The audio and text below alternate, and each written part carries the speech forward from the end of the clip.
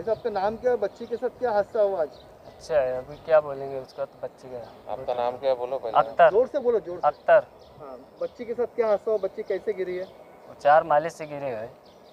तो कैसे गिरी? कौन गिरा है? मतलब क्या अब खेल रही थी? कौन गिराया, वो ऊपर वाला जाने कैसे गिराया। वो जाली लगा हुआ है खिड़की का, अभी वो कैसे गिरा वो भी अपने को भी नहीं मालूम पड़ा, कैसे गिर गया बच्चा। जाली भी लगा हुआ है उसके अंदर से। कितने महीने की बच्ची है? 3 महीने का। कहाँ से गिरी? आपकी बिल्डिंग का नाम क्या है? Unique tower. कहाँ पे है ये? ये अपना ये रशीद कंपाउंड। तो आपने कहाँ पे, कौन से अस्पताल में लेके आए? तो ट्रीटमेंट चल रहा है अभी बच्ची का? अच्छा चल रहा है अभी तो। चल रहा है। डॉक्टर ने क्या बोला? डॉक्टर बोला अच्छा, अभी रिपोर्ट देखने के बाद बताता हूँ सर। तो मतलब बच्ची अभी नॉर्मल है? नॉर्मल है।